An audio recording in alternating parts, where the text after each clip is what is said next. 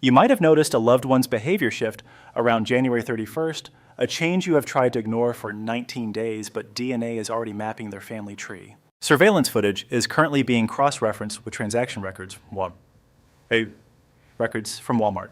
Investigators can subpoena the IP addresses from those searches, immediately utilizing the same genetic genealogy that identified the Golden State Killer after 40 years. This technology caught Brian Kohberger in 6 weeks and cracked a 24-year-old Maryland cold case using a discarded water bottle matched to a victim's DNA.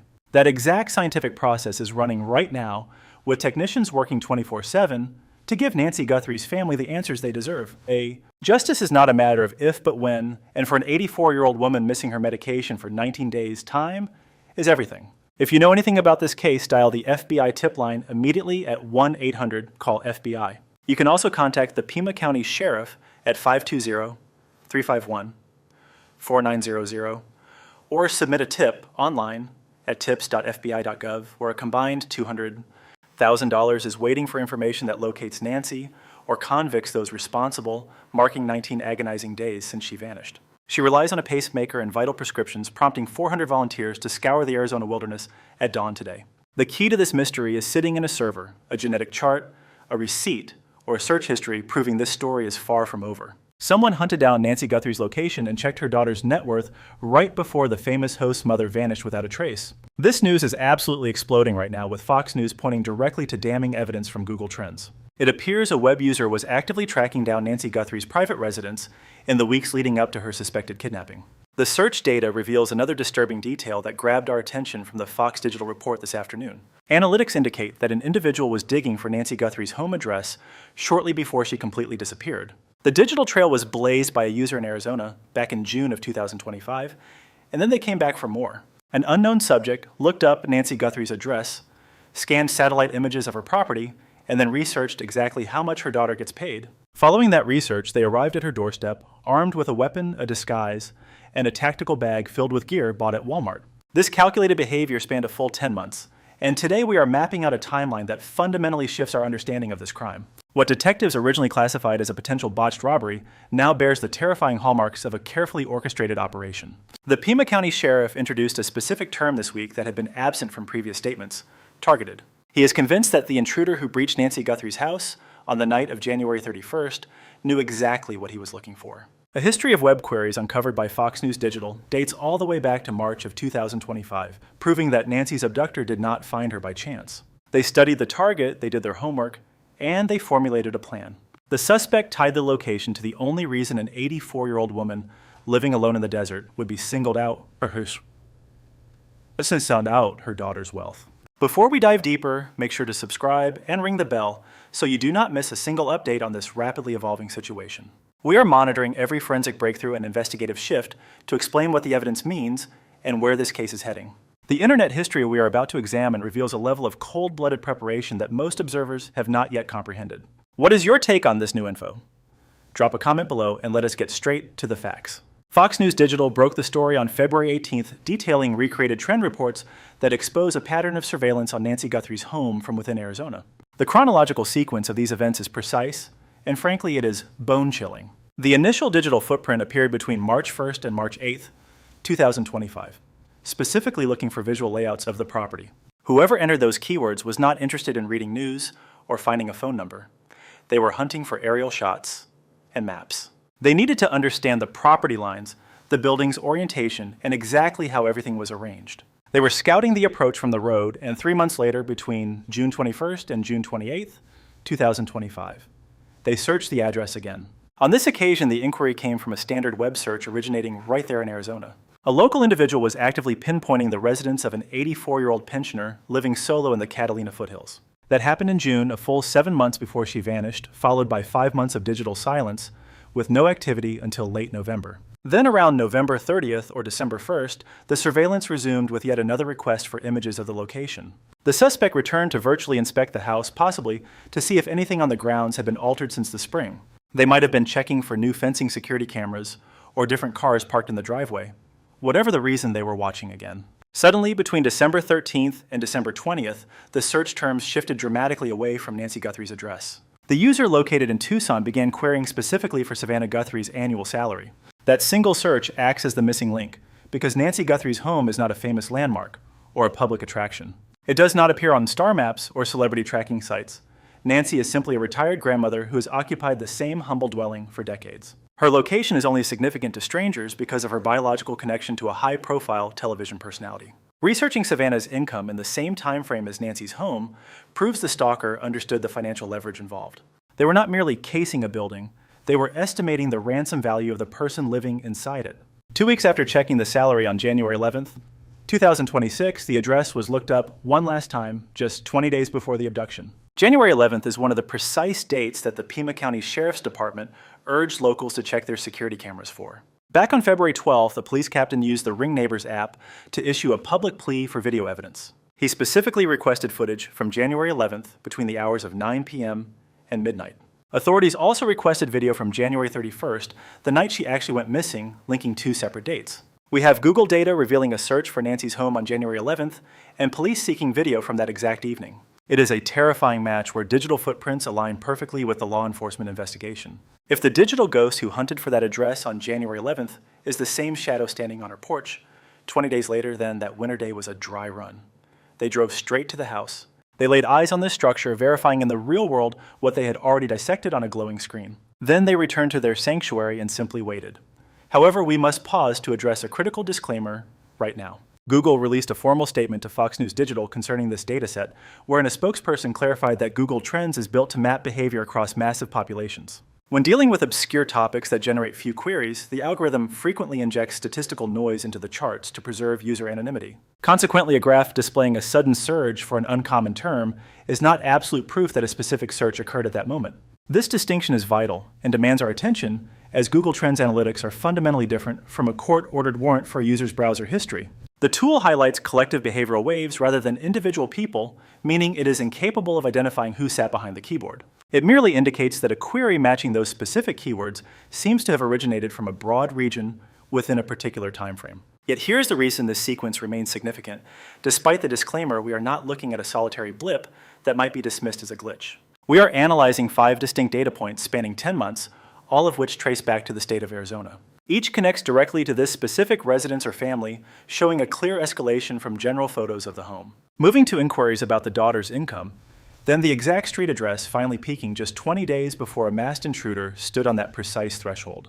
Arbitrary static does not generate a logical step-by-step strategy for an attack, yet that is precisely what this timeline reveals. A retired intelligence officer who joined a round table on this investigation characterized this search history as a textbook example of a hostile planning sequence. It begins with choosing the objective, followed by detailed intelligence gathering regarding the victim's whereabouts. Then comes a return trip to verify site conditions, an evaluation of potential financial gain, and one last recon run before the operation launches. Every single step of that methodology is mirrored in the Google Trends report, with the image queries in March and November aligning perfectly with the surveillance stage. The search regarding salary information in December fits seamlessly into the phase of assessing the target's net worth.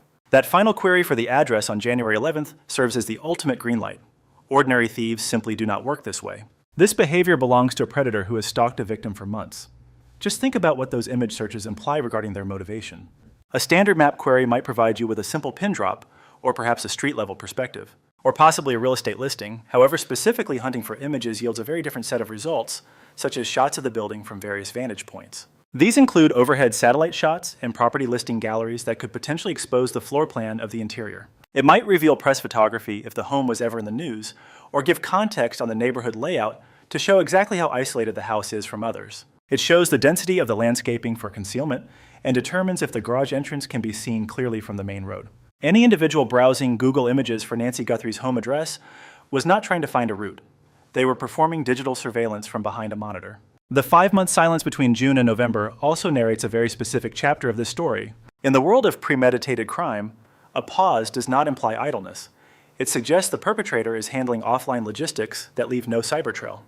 They could be waiting for optimal weather, or perhaps managing personal affairs that forced a temporary postponement of the mission. When the digital activity kicks back in during late November, with fresh image queries and then ramps up through December and January, that surge in frequency aligns perfectly with an offender shifting gears from passive research to imminent action. The tactical gear, the holster, the face covering, and the specific attire bought at Walmart. All those physical preparations most likely occurred during the exact same time frame that the online research was hitting its peak. If federal agents have not already served a warrant to Google for the raw data behind these public trends, it is inevitable that they will do so soon. While Trends offers us a glimpse of the waves, the internal server logs hold the IP addresses, device fingerprints, user accounts, and timestamps down to the second.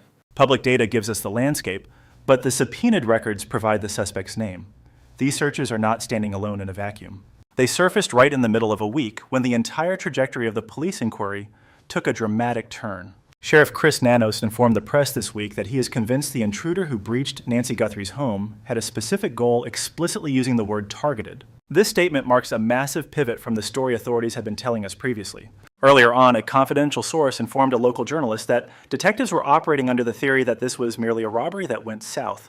Several independent analysts who examined the doorbell video had separately arrived at that identical deduction. The gear used, the clumsy demeanor, and the seeming absence of strategy all pointed away from a calculated abduction.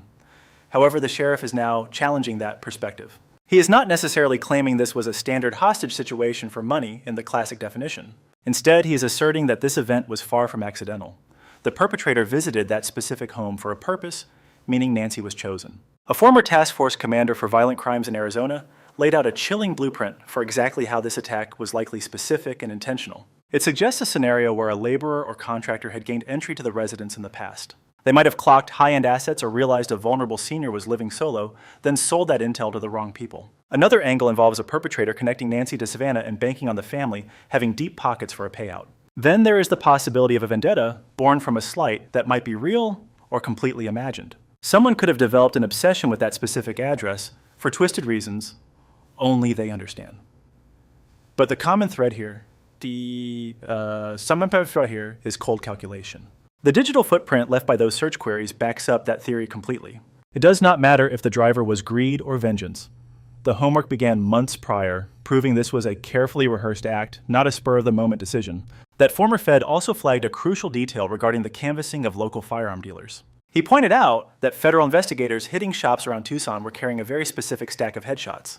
One proprietor went on the record to mention that a significant number of the men in those photos sported beards or mustaches. While mainstream conversations have missed this nugget, it aligns perfectly with the grainy images captured by the doorbell camera. Showing photos of bearded men suggests the physical description is tightening up behind the scenes far more than authorities are letting on. When asked if he was shocked that 400 officers had failed to name a suspect, after nearly 3 weeks, the agent did not mince words. His response was incredibly direct, noting that sometimes sheer luck plays a bigger role than skill. He recalled pursuing targets he assumed were geniuses only to discover after the handcuffs went on that they were merely riding a lucky streak. The man standing on that porch is likely no Moriarty.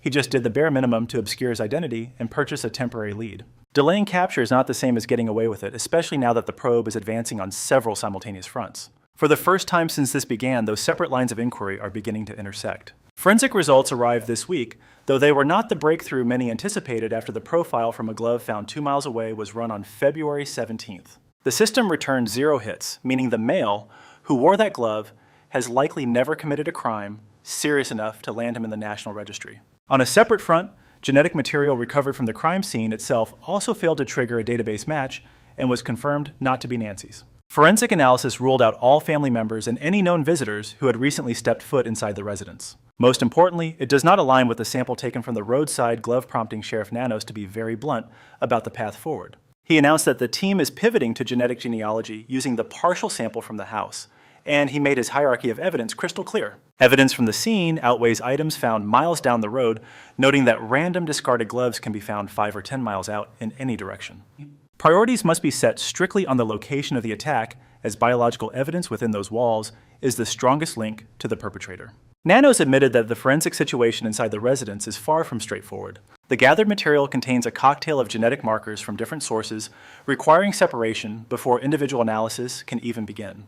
Technicians must tease apart each strand while saving enough sample for potential defense testing later, a process that demands absolute precision. Speeding through this phase risks destroying the integrity of the entire case. C.C. Moore, a titan in the field of forensic genealogy at Parabon Nanolabs, offered a public take this week that turned quite a few heads. In an interview with NBC, she expressed a high degree of optimism regarding that complex mixture found at the scene. Rather than seeing the mixture as a setback, she argued it makes the sample more relevant, as commingled DNA is a hallmark of violent struggles. Authorities have already verified that a physical confrontation took place, evidenced by the bloodstains discovered right there on the entryway. Moore clarified that the clock for cracking this case via genealogy ticks at a speed dictated almost entirely by the perpetrator's heritage. Should the individual possess extensive family history in the States and primarily European lineage, the path is clear.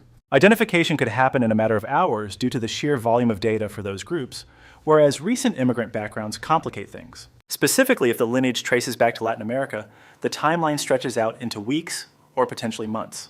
It could even drag on for years due to the lack of data for those demographics, a point she illustrated by citing the Koberger investigation. In that instance, the suspect's recent Italian roots added significant delays to the process despite the high profile of the Idaho murders. She also dropped a comment that completely reshapes the narrative regarding the controversy over where the evidence was sent. Early on, critics were vocal about the decision to ship the glove sample off to a private facility in Florida rather than a government one. There was plenty of noise about bypassing the Bureau in favor of DNA Labs International. However, Moore confirmed that move was strategic, as the private lab can generate the specific SNP profiles required for genealogy, a tool the FBI simply does not possess internally. Outsourcing the forensic analysis to an external facility is simply standard procedure. By shipping the samples to DNA Labs International, detectives managed to fast-track the entire operation, running standard genetic profiling and advanced family tree mapping at the exact same time, mirroring the successful strategy from the Koberger investigation. What appeared to be a delay was actually a calculated move to multitask. Moore assured the press that she is absolutely certain this genetic genealogy work will pinpoint the exact person responsible. She insisted that identifying the owner of that biological evidence is simply a waiting game now. There was no hesitation or doubt in her voice. She guaranteed a result. The deep dive into the ancestral records has already begun. Federal agents verified that they are actively applying these advanced tracing techniques to genetic material found on the glove, as well as other evidence collected from the residents. A dedicated bureau team is currently reconstructing ancestral charts based on partial matches discovered in open-source registries. Each genetic hit forms a new limb on the tree. Those limbs sprout even more connections to follow. Ultimately, all those divergent lines converge back to a single trunk pointing directly at one suspect. While the lab work runs its course, the hunt through retail records pushes ahead relentlessly. The retail giant handed over transaction logs for every single hiking backpack of that specific brand sold throughout Arizona and the neighboring regions over the last few months. Detectives are busy matching those sales logs with security camera video from every store in the Tucson vicinity. Law enforcement leadership verified this week that his squad is coordinating with store managers statewide to track down the buyer behind every recent purchase. They are scrutinizing sales history from 20 days ago, 30 days ago, and even back to 60 days. Any buy made with a card or digital payment is being fully vetted. Even when cash was used, they are pulling the tape to get a visual on exactly who was standing at the register. Detectives are also running down the origins of the holster, the specific apparel, and that distinct face covering. The sheriff acknowledged this week that they are trying to determine if the mask came from the same retailer. Then he highlighted a crucial detail that most people are overlooking. Consider the local weather patterns here in the desert. Who on earth goes out shopping for heavy winter face gear in a place like Tucson? We simply do not get snow here. Buying thermal face protection in December or January is bizarre enough to trigger red flags in any sales system. If the perpetrator actually picked up that item at a local supercenter, that transaction is logged in a database right now, sticking out like a sore thumb compared to a common hiking bag that sells daily. Canvassing local firearm dealers brought new intel to light this week.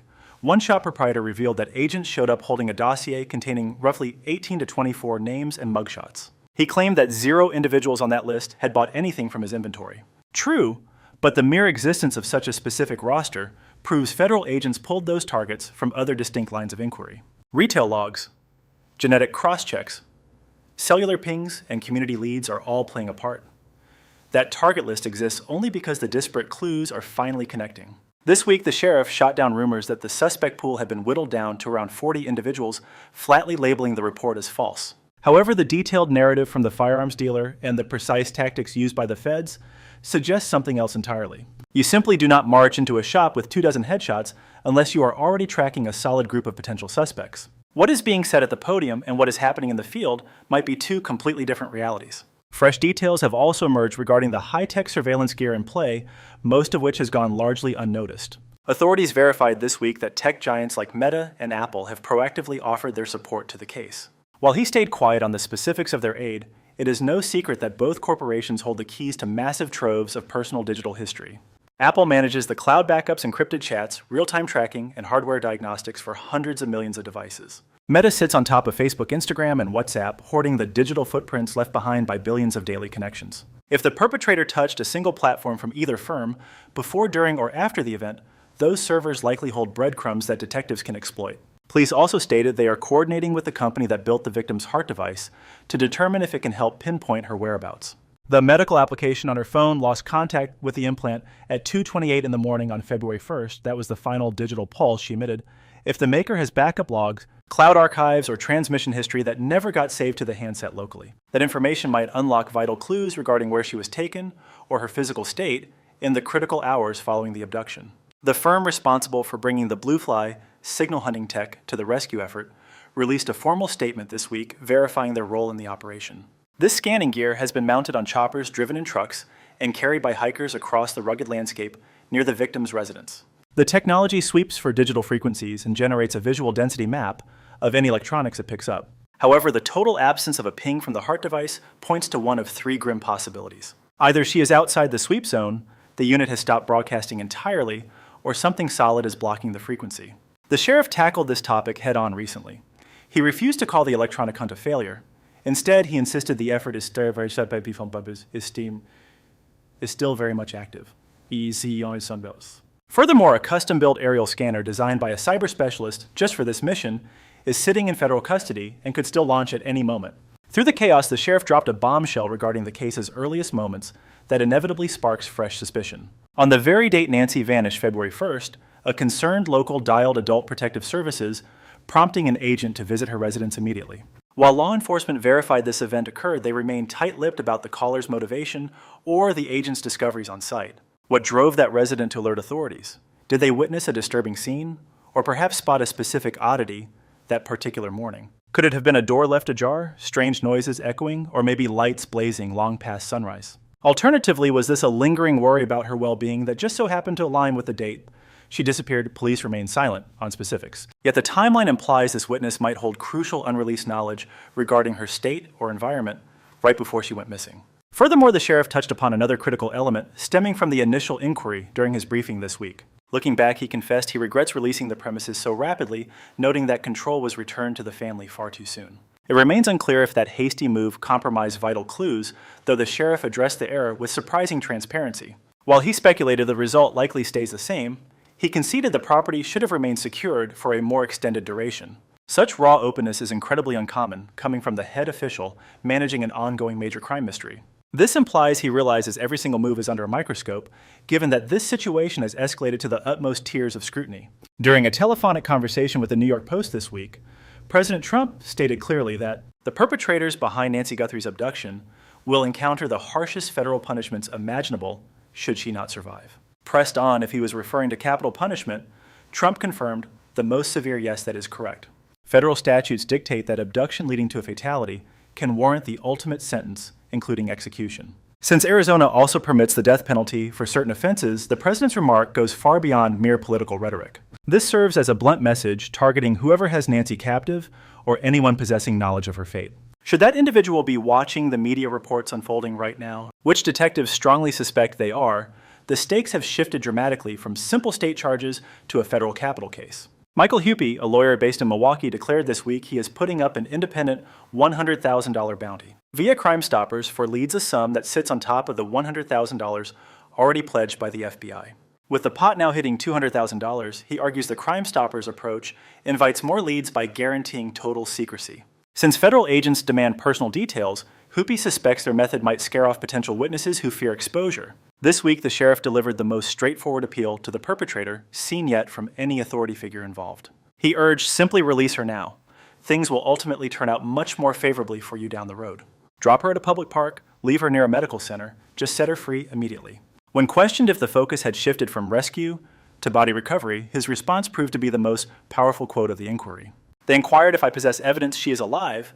I countered by asking if they have any evidence she is deceased. He continued, 400 searchers rose that day and headed out fueled by the faith that we will locate Nancy safe and sound. He explicitly labeled the abductor a complete beast. He vowed they would catch him and noted he would only panic if the leads ceased, as silence freezes cases, yet the info keeps flowing. Tens of thousands of messages are still flooding their systems without pause. Two insiders with knowledge of the file verified this week that absolutely nothing suggests Nancy was transported into Mexico. Agencies flanking the international boundary have been exchanging intelligence ever since the search operation commenced. Several local police contacts indicated this abduction displays none of the hallmarks typically associated with cartel activity. The perpetrator's movements in the security footage fail to align with the established modus operandi of organized border syndicates. Another element regarding the timeline has sparked internet debate, yet it warrants a much deeper professional examination.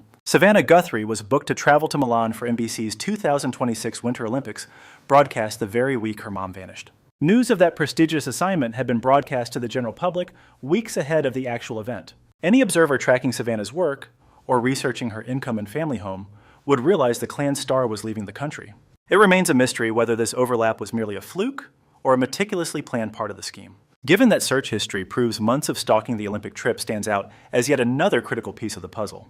Additionally, the sheriff verified this week that his team has yet to retrieve any footage from the other security devices on site. She had eyes everywhere with those extra Google Nest cameras, yet a lapsed subscription rendered them blind. When you don't pay the premium, those fancy lenses stop holding onto their memories in the cloud. Law enforcement is pressuring Google to salvage any digital ghosts left in the machine, though the sheriff admits hope is thin. We doubt we'll find a thing, but we have to push. This leaves us with the chilling realization that the doorbell clips salvaged by federal agents are likely the solitary visual witness to the crime. Everything that transpired from the second the shadow breached the entryway to the moment he vanished with Nancy remains locked within those walls in classified evidence files. A retired FBI veteran went on record this week to emphasize a crucial factor regarding the team's headspace that warrants a closer look. He recalled how the mood in the room spiked with optimism the moment those surveillance stills hit the wire. They counted on a floodgate moment that would lead to a rapid ID and capture. When silence followed and warrants hit dead ends, the heavy weight of a marathon case settled in. He characterized the work as a brutal trudge, thousands of well-meaning tips, nearly all of them dissolving into nothingness. Investigators burned through 100 or 200 leads without a single hit. Human exhaustion takes over. Keeping the fire alive requires commanding leadership. He claims he sees no evidence that the investigation is coming apart at the seams. But he conceded this is the most grueling stretch, the period where grit outweighs genius. And that is precisely where this mystery resides. Day 19. 400 boots on the ground, 50,000 calls. A genetic profile currently spinning through databases that have solved mysteries cold for 40 years. A retail footprint tracing a store-exclusive backpack to transaction logs currently being checked against security tapes at every shop in the zone. A sweep of firearm retailers that successfully produced a working list of names. Silicon Valley handing over data. A digital search for cardiac implants pinging across the wasteland. A $100,000 federal purse combined with a separate $100,000 put up by Crime Stoppers. And now a web history proving someone in Arizona spent 10 months fixated on Nancy Guthrie's address, analyzing her home layout, and researching her daughter's salary. 20 days earlier, a masked stranger loomed on her porch with a weapon. The sheriff has abandoned the theory of a burglary gone south. He calls it a calculated strike, and the proof is starting to outline the motive. But there is a glaring contradiction at the core of this puzzle that remains unsolved. If this scheme was engineered over months, if a perpetrator spent almost a year scrutinizing the target, memorizing the grounds, and counting the family's money, why was the operation so clumsy? Why shop at a discount store? Why holster a semi-automatic in leather meant for a revolver? Why linger for 41 minutes within the home? Why fail to anticipate the cloud backup of a standard video doorbell? One plausible scenario is that the researcher in the shadows is not the figure who appeared in the doorway. The strategist and the foot soldier could be two distinct individuals. The person tracking Nancy's address from a living room in Tucson may have dispatched a proxy to handle the task, someone with less skill. A hired hand who committed those errors on tape because they were running on a script, not gut instinct. That would resolve the jarring disconnect between the meticulous planning and the amateur performance. It would also track with the two unique DNA signatures recovered from different sites, and it matches the leak about a main player. Words that hint at a chain of command suggest there are others involved. Alternatively, a single actor managed the whole plot, but months of study gave them unearned bravado. They figured having the coordinates and the floor plan was enough. They thought a hood and gloves would cover them. They didn't account for the difference between a theoretical crime and the chaos of 2 a.m. with an 84-year-old woman who refused to sleep. In any case, those Google queries completely rewrite the story. This is no longer a saga about a wandering crook who stumbled into a bind he couldn't control. This is a narrative about a hunter who chose a mark, stalked that mark for seasons, and then made his move. The riddle is no longer just the act. It is about who designed it, who carried it out, and if those two faces belong to the same head. The sheriff stated this week that the team requisitioned every device, car, and residence tied to the Guthrie family. They have processed everything. They have interviewed every member at length. Every single one has been ruled out. No one in that bloodline is a person of interest. The sheriff ordered the media to back off. He said, "People are suffering. They are the victims, and they were scrubbed from the list in the opening days of the probe.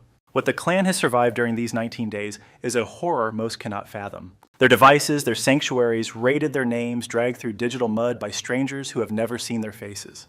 Their grief doubled by blind accusations. And through the storm, they have remained compliant and continue to publicly plead for their mother's safe return." Savannah Guthrie returned to the screen this week with an urgent plea, insisting that it is never too late to make the right choice. She emphasized that her family firmly holds on to hope, believing that a spark of decency still exists within everyone. Her words were a calculated psychological appeal directed squarely at the individual keeping Nancy captive. If the abductor is someone who simply panicked and has spent the last 19 days paralyzed by fear, Savannah offers a way out.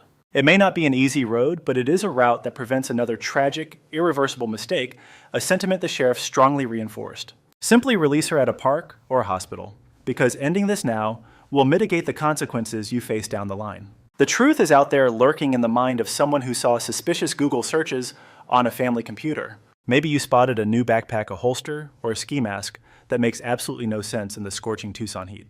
Perhaps you overheard a hushed conversation that was never meant for your ears. Your home is meant to be your sanctuary, a place where the world's noise fades and memories are born. But the heartbreaking disappearance of Nancy Guthrie serves as a chilling wake-up call for the modern age. Our walls are only as thick as our digital privacy. For 10 long months, a predator lurked in the digital shadows, turning simple search queries into a blueprint for terror. This wasn't a random act of violence. It was a cold, calculated hunt fueled by data harvested from the palm of a hand. It is a haunting reminder that in an interconnected world, our invisible footprints, our addresses, our family's success, our daily routines can become a map for those who wish us harm. Beyond the technology, this story is about the fragility of those we love. It teaches us that vigilance is a collective duty. We must be the guardians of our elders, the eyes that notice the out-of-place face in the neighborhood, and the hearts that refuse to look away. Privacy is no longer just a setting, it is a shield.